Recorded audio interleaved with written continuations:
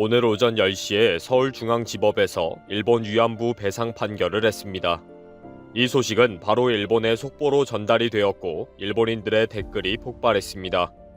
일본의 우울한 기사에는 몇백 개의 댓글을 달던 일본인들이 재판 결과에 대한 속보 기사에는 몇천 개는 기본이고 1만 개가 훨씬 넘는 댓글을 달고 있습니다. 지금 일본에는 하루에 7,500여 명이 넘는 C19 신규 확진자가 발생하면서 결국 비상사태를 선언한 상황입니다. 이 비상사태 발령으로 일본 경제는 완전 폭망의 길로 들어갔습니다. 지난해 4월의 비상사태 발령으로 연 마이너스 30%의 경제 성장률이 나타난 적이 있기 때문입니다. 그리고 이번 비상사태 선언으로 도쿄올림픽도 완전히 물 건너갔다는 분석도 나오고 있는 상황입니다. 이런 우울한 상황에 한국에서 들려온 오늘 판결 소식은 만만한 한국에 대한 비난으로 모두 몰려갔습니다. 이 비난 댓글은 시간이 갈수록 늘어나고 거친 말로 혐한 발언의 본물이 터지고 있습니다. 때로 몰려다니면서 흥분하는 모습이 전혀 정상적인 모습이 아닙니다. 오늘 판결된 서울중앙지법 민사합의 34부의 판결은 이미 지난 2013년에 제기한 손해배상 청구 조정 신청에서 시작된 것입니다. 이미 고인이 된 배춘희 할머니 등 위안부 피해자 12명이 일본 정부를 대상으로 손해배상을 청구한 것입니다. 그러나 일본이 조정 신청에 대한 한국 법원의 조정 신청서를 송달 거부하면서 조정을 거부했고 이에 한국 법원이 2016년 정식 재판으로 넘긴 것입니다. 한국 법원은 공시 송달 절차를 통해서 재판 회부 4년이 지난 2020년 4월에서야 첫 변론을 열었습니다. 그제서야 일본 정부는 법정에 출석도 하지 않은 채 한 국가의 법원이 다른 국가를 소송 당사자로 삼아 재판할 수 없다는 국제법상 원칙인 주권 면제론을 주장하며 소송이 각화되어야 한다는 의견을 보내왔습니다. 이에 대해 오늘 중앙지법 재판부는 주권 면제론은 국가의 불법 행위까지 적용해주는 것은 아니다. 위안부의 불법 행위는 계획적이고 조직적으로 자행된 반인륜적인 행위로서 국제 규범을 위반했다. 각종 자료와 현저한 사실, 변론 전체 사실 등을 종합하면 일본의 불법 행위가 인정된다. 원고는 상상하기 힘든 극심한 정신적, 육체적 고통을 당했다. 제대로 된 사과도 받지 못했다. 원고가 청구한 위자료 1억 원은 그 이상이라고 본다. 원고 청구를 모두 인용한다. 라고 판결했습니다. 즉시 이 판결 소식은 일본의 교도통신발로 속보로 전해졌습니다. 교도통신은 일본 정부는 국가는 외국의 재판권에 복종하지 않는다는 국제법상의 주권 면제의 원칙을 내세워 소송에 참여를 거부했다고 밝혔습니다. 앞으로 일본 정부가 항소하지 않는다면 판결이 확정이 되고 일본 정부의 자산이 처분될 가능성이 있다. 위안부 손해배상 청구 소송은 처음 있는 일이다. 라고 확인해 주었습니다. 이 짧은 속보에 1시간 만에 1만 개가 넘는 댓글들이 쏟아졌습니다. 이런 속도라면 하루 만에 일본의 모든 네티즌들이 몰려와서 혐한 발언을 쏟아놓을 판입니다. 댓글의 상단에는 일본의 정치 평론 전문가라고 하는 3명의 댓글이 고정되어 있습니다. 정치 관련 기자로 활동하고 있는 아지미 아키코는 2015년 위안부 합의 때 지불한 10억엔은 어디로 갔을까? 1965년 한일 협정의 구상권 규정은 또 무엇인가? 이것을 다 끊어버리는 것은 한일 관계를 파탄시키겠다는 것이다. 한국의 이 미친 판결에 일본 정부는 한 걸음도 양보하면 안 된다. 일본에서는 엄격한 삼권 분립으로 사법이 정치 문제에 개입하거나 판단하지 않는다. 한국은 삼권 분립이 없다. 끔찍한 판결이다. 라고 댓글을 달았습니다. 이런 말도 안 되는 댓글에 일본 네티즌들은 7만 개에 달하는 좋아요를 눌렀습니다. 변호사 야마기 씨는 일본의 법원은 고도의 정치성이 있는 국가 행위에 대해서는 판단하지 않는다. 그것은 사법의 범주가 아닌 정치 문제이기 때문이다. 이를 통치 행위라고 한다. 이것을 인정하지 않는다면 일본은 한국에게 50억엔을 돌려받아야 한다. 라고 적었습니다. 변호사라는 사람이 위안부의 명백한 불법 행위가 통치 행위라고 변명하는 것을 보니 한심하기 짝이 없습니다. 자기 가족이 위안부로 희생당해도 통치 행위 운운할 수가 있을까요? 제일 교포이면서 일본 방송에서 혐한 발언으로 생계를 유지하는 변진일도 이 댓글에 숟가락을 얹었습니다. 한국 법원은 주권 면제라는 국제법을 위반했다. 이미 2015년 위안부 합의 때 10억엔을 기여했다. 금전적으로도 이미 결론이 났다. 라는 댓글로 또 일본인들에게 아부하고 있습니다. 일본 외무성은 판결이 나자마자 남관표 주일대사를 불러서 강력하게 항의했습니다. 지지율이 바닥을 치고 있는 스가도 이번 판결을 계기로 한국을 비난하는 논평을 낼 것이고 고노다로 등 내각들도 이 비난에 앞장설 것으로 보입니다. 이미 며칠 전부터 이번 판결을 예상하는 언론 보도들이 계속 있어 왔습니다. 문예춘추도 6일 인권 문제를 무시하는 일본이라는 인상을 붙이는 판결이 나올 것이다 라고 보도한 적이 있습니다. 특히 오늘 판결뿐 아니라 13일에 판결이 예상되는 위안부 재판도 일본에게는 불리한 결과가 예상이 된다고 예측을 했습니다. 13일에 판결이 예상되는 재판은 위안부 할머니와 그 유족 등 20명이 일본을 상대로 1인당 2억 원, 약 1,900만 엔을 요구 제소한 것입니다. 이용수 할머니는 이번 재판에 대해 한국 정부도 적극적인 대응과 대책을 세워주지 않고 있다. 일본은 우리 모두가 사망하기를 기다리고 있다. 이제 우리의 억울함을 법에 호소할 수밖에 없다. 라고 말한 것도 소개합니다. 일본에서는 이런 판결이 일본에 불리하다는 것도 인식하고 있었습니다. 이 와중에 오키나와 타임즈에서 일본군 사령부에 위안부를 관리하고 있었다 라는 문서를 발견했다고 보도하는 사태가 생겼습니다. 이 위안부 자료는 일본 본토에서 데리고 온 기생들에 대한 것입니다. 일본 본토의 기생들에 관한 위안부 관리 자료인데도 일본인들은 발끈하고 있습니다. 일본 군인들은 위안부 관리에 전혀 관여를 하지 않았다 라고 줄기차게 고집하고 있었는데 황당한 일이 발생한 것이기 때문입니다. 1944년 12월 21일자 제32군 사령부의 회보에 의하면 특수부녀, 특수여자라고 부르는 위안부의 존재가 있었다는 것입니다. 오키나와 타임즈에 의하면 이 자료는 위안부를 직접 군 사령부에서 관리하고 있었다는 것을 증명하는 자료이다. 이 명단에는 보이지 않지만 조선인들과 오키나와 현지인들도 있었다 라는 것입니다. 이 기사에 대해 일본인들은 월급을 제대로 줬을 것이다. 월급도 안 주고 강제로 연행되어 왔다는 한국의 망언과는 다르다. 문제없다. 이런 무책임한 보도로 이웃 국가가 웃고 있다. 다른 나라에도 있었던 일이다. 월급을 줬다. 합법이다. 왜 자신의 나라를 폄하하는 보도를 하는가? 이런 언론은 신뢰할 수 없다.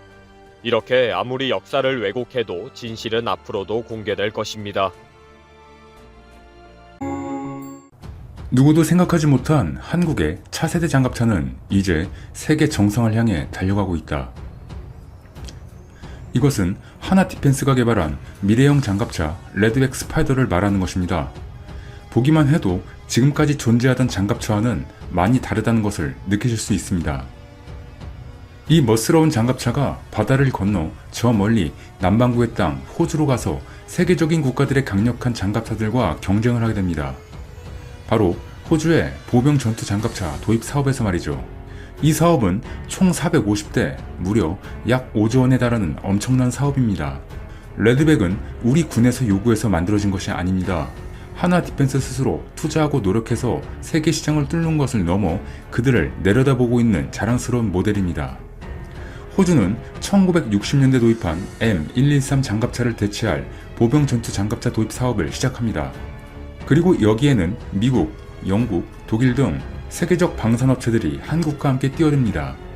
하지만 영국의 CV90, 미국의 AJAX가 탈락하고 한국의 AS21 레드백과 독일 링스가 최종 후보가 되었습니다. 레드백 장갑차는 이미 검증된 K21 장갑차를 기반으로 공격력과 방어력 등 성능을 강화한 제품입니다. 최종 후보로 선정된 하나 디펜스는 이를 검증하기 위해 레드백 장갑차 시제품 3대를 405억 원에 호주에 납품하는 계약까지 체결했습니다. 이성수 하나 디펜스 대표이사는 지난 24일 출고식 및 현지 테스트를 위한 출정식에서 세계적인 방위 산업체들과 경쟁할 수 있는 차세대 장갑차 개발을 완료했습니다. 반드시 최종 후보에 선정되도록 노력하겠습니다라고 강조했습니다. 호주 육군의 궤도형 장갑차 획득 사업을 겨냥해 개발한 레드백 장갑차는 호주에서 서식하며 세상에서 가장 강한 독을 가진 거미로 알려진 붉은 배 과부거미에서 따온 것입니다. 처음부터 호주에 장갑차 도입 사업을 겨냥해 개발한 것으로 평가할 정도로 이 사업에 모든 것을 걸었다 해도 과언이 아닙니다. 이제 이 자랑스러운 무기에 대해 자세하게 알아보도록 하겠습니다. 호주 육군은 현재 차세대 궤도형 장갑차와 계열 차량 8종 등 총 400여대를 도입하기 위한 랜드 400 페이스 3 사업을 진행하고 있습니다. 총 8조에서 12조 원의 사업비 중 장갑차만 450대 규모 약 5조 원이 편성되어 있는 사업입니다. 하나 디펜스가 개발한 레드백 장갑차는 지난해 9월 최종 2개 후보 장비 중 하나로 선정되었습니다. 미국과 영국의 글로벌 방산 기업을 제치고 독일 라인메탈 디펜스의 링스 장갑차와 최종 경쟁을 벌이게 된 것입니다. 이에 따라 하나 디펜스는 호주 방위사업청과 450억 원 규모의 RMA 계약을 체결했습니다. RMA 계약은 최종 우선 협상자 후보를 결정하기 위해 현지에서 각종 성능, 시험평가와 운용자 평가 등을 통해 후보 장비들에 대한 요구사항 충족 여부를 평가하기 위한 절차입니다. 그렇기에 각 후보 업체는 시제품을 납품해야 합니다. 사실 최종 후보에 들었다는 것만으로도 이변이라고 말할 정도로 엄청난 성과입니다. 그런데 거기에 레드백이 세계 정상급 장갑차들 사이에서 꿀리기는커녕 성능으로 우위에 있다는 것에 세계 여러 국가들이 놀라움을 내비치고 있습니다. 현재 팬데믹 등 어려운 여파 속에서도 하나 디펜스는 차량의 설계와 제작, 검증 등을 차질 없이 기한 내에 완료해냈고 드디어 대한민국 최대 방산 수출 프로젝트의 대장정을 떠납니다. 시제품 2대는 28일 평택항을 출발해 8월 말 호주 멜버른 항에 도착할 예정이죠. 오는 11월부터 약 10개월간 호주 육군 주관으로 현지 시험평가가 진행됩니다. 하나 디펜스 직원 20여 명이 파견돼 막판 계약 성사에 돌입하게 되는 것이죠. 그리고 2022년 최종 후보 기종이 선정될 예정입니다. 한국은 과거 말레이시아 등의 소규모로 장갑차를 수출한 전례는 있습니다. 하지만 이번 수지전에서 최종 승리할 경우 선진국에 대규모로 납품하는 첫 번째 사례가 됩니다.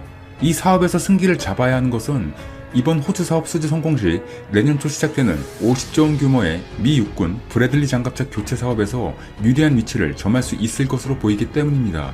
그렇다면 이렇게 뛰어나고 아름다운 장갑차가 어떤 점이 특별하여 다른 국가들보다 우위에 있는지 알아봐야겠죠. 자세히 알아보겠습니다. 레드백 장갑차는 한국군의 실전 배치돼 성능이 검증된 K21 보병 전투 장갑차 개발 기술에 K9 자주포의 파워팩 솔루션을 더해 방어력과 기동성을 강화한 궤도 장갑차입니다.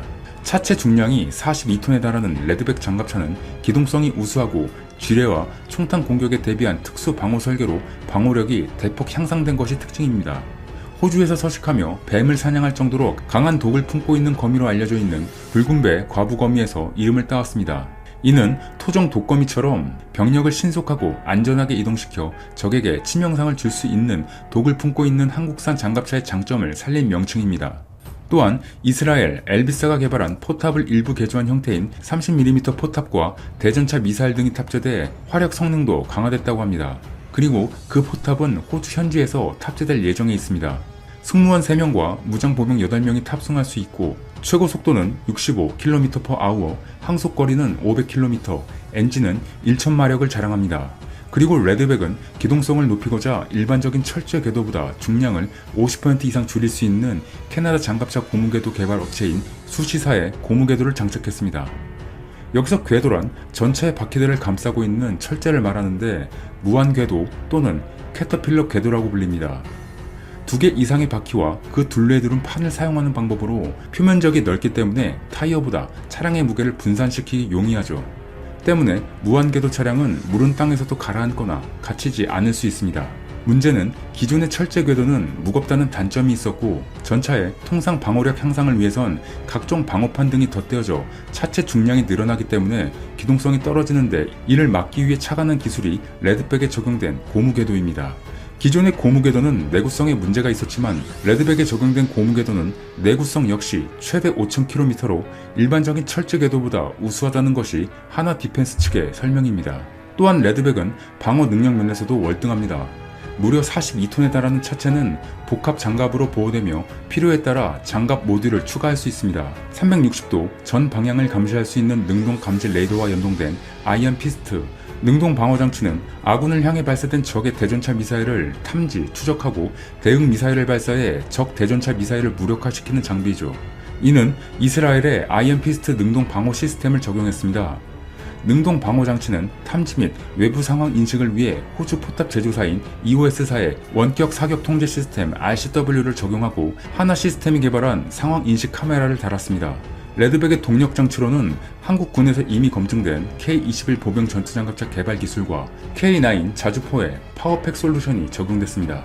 K9 자주포 파워팩 성능은 이미 현장에서 입증된 상태죠. 더군다나 K9 자주포 전력화 사업은 1999년부터 시작돼 20년 동안 신뢰성을 확보했습니다. 반면 경쟁자인 독일 라인메탈의 KF-41에 장착된 동력장치는 신제품이기는 하나 아직 신뢰성을 충분히 입증하지 못하여 수주전같이 검증이 중요한 상황에서는 불리하죠. 이 사실을